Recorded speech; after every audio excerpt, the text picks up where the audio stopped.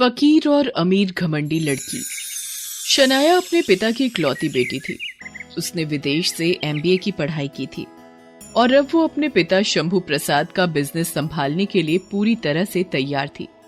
पापा, ये देखिए, अपनी नई फैक्ट्री के लिए ये साइट सेलेक्ट की है मैंने। जगह काफी बड़ी है और सबसे बड़ी बात, शहर से ज्यादा दूर नहीं है, तो हमारा ट्रांसपोर्ट का खर्चा काफी कम हो जाएगा। अरे वाह, ये तो बहुत अच्छी बात है बेटा, दिखाओ जरा। शंभू प्रसाद जमीन के सारे कागज देखता है, फिर शनाया से कहता है, बेटा लेकिन ये जमीन तो एक वृद्धाश्रम की है। हाँ, एक ट्रस्ट की है, लेकिन इस ट्रस्ट के मालिक की अब डेथ हो गई है पापा। ये प्रॉपर्टी अब उनके बेटे के पास है, जिससे मैंने इसे बेचने के लिए तैयार कर लिया है। अब मैं ये सब नहीं कह रहा बेटा, मैं तो ये कह रहा हूं कि एक वृद्धाश्रम की जमीन लेना क्या सही होगा? हम कोई दूसरी जगह देख लेते हैं। ओफो पापा, ये जगह परफेक्ट है हमारे लिए, और मैंने सारी बात भी कर ली है। और आपने मुझे प्रॉमिस किया था ना कि इस नई ब्रांच की सारी जिम्मेदारी मेरी होगी। हाँ, कहा तो था बेटा, लेकिन वेकिन कुछ नहीं पापा, आप मुझे मेरे हिसाब से सब कुछ करने दीजिए, और फिर देखिए मैं हमारे ब्रांड और प्रॉफिट को कहाँ लेकर जाती हूँ। अभी मैं चलती हूँ पापा, मुझे इस साइट के लिए एक आखिरी मीटिंग करनी है। शनाया नए जमाने की लड़की थी और उसमें जोश की भी कोई कमी नहीं थी। वो अपने पिता के बिजनेस को नई बुलंदियों पर पहुंचाना चाहती थी। उसे विश्वास था कि वो जो कर रही है सही कर रही है। वो उस जमीन के मालिक से मिलने के लिए निकल पड़ती है। फिर रास्ते में, या अल्लाह, शनाया गाड़ी चलाते हुए अपने मोबाइल पर बात कर रही थी, जिस वजह से उसका ध्यान भटक गया और गलती से उसने अपनी गाड़ी से एक बूढ़े फकीर को टक्कर मार दी।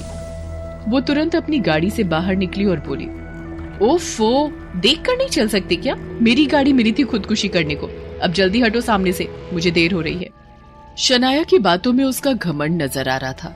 उसने एक बार ठीक से देखा तक नहीं, जिसे उसने टक्कर मारी थी वो आखिर है कौन और उसे कितनी चोट लगी है। वो फकीर बाबा उठने की कोशिश कर रहे थे, लेकिन उनके पैर में चोट लगी थी।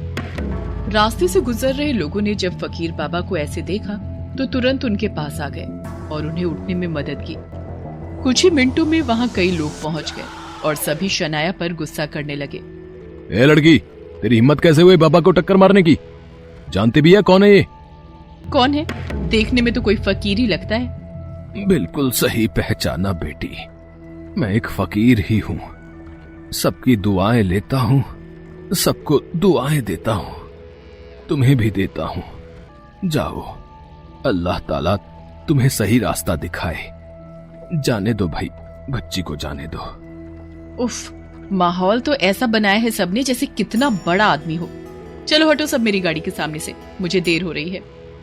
फकीर बाबा के कहने पर सभी लोग रास्ते से हट जाते हैं और शनाया वृद्धाश्रम पहुंच जाती है। जमीन के मालिक का बेटा, जो अब उस जमीन का वारिस था, वो पहले से ही वहाँ पर मौजूद था। शनाया जी, आइए आइए। अरे आप खुद ड्राइव करके आइए, शायद इसीलिए थोड़ी देर हो गई आपको।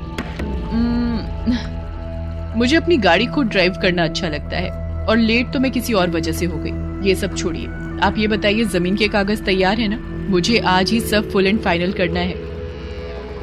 वो शनाया जी, दरअसल एक प्रॉब्लम हो गई है। ओह गॉड, आज का दिन ही खराब है। अब क्या हो गया, बताइए मुझे। आपकी मुंह मांगी कीमत तो दे रही हूँ मैं, फिर क्या प्रॉब्लम है? दरअसल हमें लगा था कि मैं मालिक हूं तो वृद्धाश्रम आसानी से खाली करवा लूंगा, लेकिन यहाँ के लोग मुझे ऐसा करने नहीं दे रहे। और तो और वो यहाँ फकीर बाबा को भी ले आए हैं। अब उनके रहते मैं जबरदस्ती भी नहीं कर सकता ना।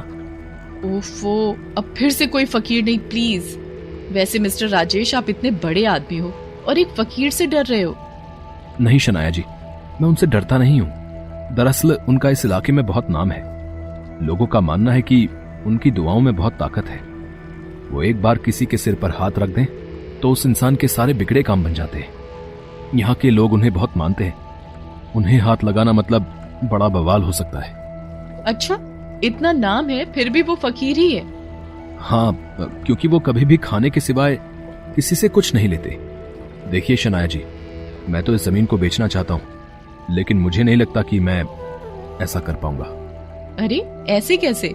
मुझे ये जमीन किसी भी हालत में खरीदनी ही है। कहाँ है वो फकीर? मुझे मिलवाओ उससे, मैं देखती हूँ। राजेश शनाया को फकीर बाबा के पास लेकर जाता है। शनाया देखकर चौंक जाती है कि वो फकीर बाबा दरअसल वही थे जिन्हें उसने अपनी कार से टक्कर मार दी थी।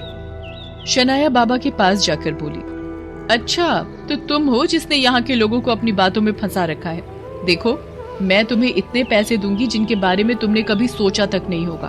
बस इस जमीन के सौदे में कोई अड़ंगा मत डालो तुम। शनाया की बात सुनकर फकीर बाबा मुस्कुराने लगते हैं। वो शनाया से कुछ नहीं कहते और अपनी तस्बीह में अल्लाह का नाम पढ़ने लगते हैं। फिर शनाया गुस्से से कहती है, मैं तुमसे बात कर रही हूँ, तुम बहरे हो क्या? मैं तो तुम्हारी बात अच्छे से सुन और समझ रहा हूं बेटी, लेकिन तुम खुद नहीं जानती कि तुम क्या कह रही हो। तुम उन लोगों का आशियाना छीनने की बात कर रही हो जिनका इस दुनिया में कोई नहीं है। उनके अपनों ने उनका साथ छोड़ दिया है। यही वृद्धाश्रम अब इनका घर है और यहाँ के लोग इनका परिवार।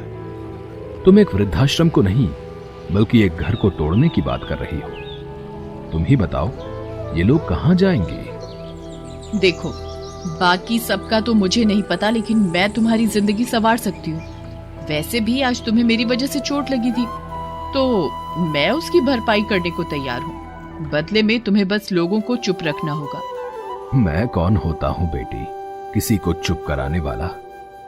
इतना कहकर फकीर बाबा वहां से उठकर चले जाते हैं। शनाया गुस्से में राजेश से कहती है, राजेश जी, मैं कल ही यहाँ जेसीबी भिजवाती हूँ। सबसे पहले इस वृद्धाश्रम का ही इंतजाम करना होगा। नहीं शनाया जी, ये सब इतना आसान नहीं, लोग हल्ला कर देंगे।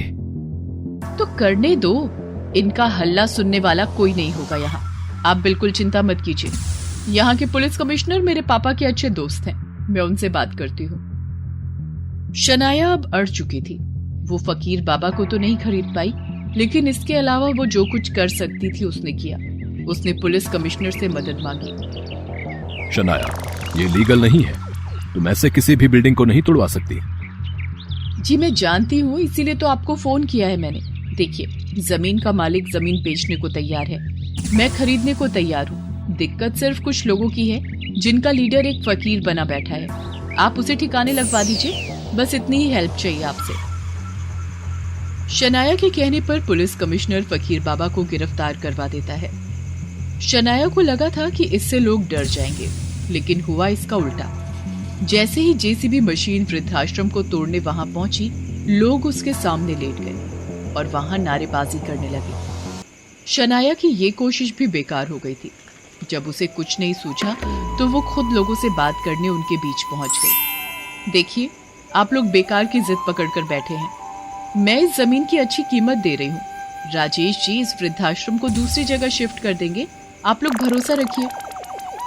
बेटी, कैसे भरोसा रखें जब हमारी खुद की औलादों ने ही हमारा भरोसा तोड़ दिया, तो फिर किसी और पर कैसे भरोसा करें हम? विशंभर जी, जिन्होंने इस वृद्धाश्रम की नींव रखी थी, वो भी अब नहीं रहे। बस फकीर बाबा ही हैं जिनकी दुआओं ने हमें जिंदा रखा हुआ है, और उन्हें भी तुमने बिना किसी कसूर के जेल में डलवा दिया। अब तुम ही बताओ, कैसे भरोसा करें तुम पर? शनाया के पास कोई जवाब नहीं था, ना ही कोई दूसरा रास्ता। उसे उस जमीन का ख्याल छोड़ना ही पड़ा। फकीर बाबा जेल से छूटकर बाहर निकले तो शनाया उनसे मिलने पहुंची और उनके सामने हाथ जोड़ते हुए बोली, बाबा, मुझे लगता था कि पैसों की ताकत सबसे बड़ी होती है, लेकिन आपसे मिलने के बाद अब मुझे एहसास हो गया है कि उससे भी बड़ी ताकत आपके पास है, दुआओं की। मुझे माफ कर दीजिए। खुश रहो बेटी, अल्लाह ताला तुम्हारी हर ख्वाहिश पूरी करेगा। इतना कहकर फकीर बाबा वहां से चले जाते हैं और कुछ ही दिनों में शनाया को अपनी नई फैक्ट्री के लिए एक दूसरी जमीन मिल जाती है, वृद्धाश्रम की जमीन से सस्ती और बड़ी भी।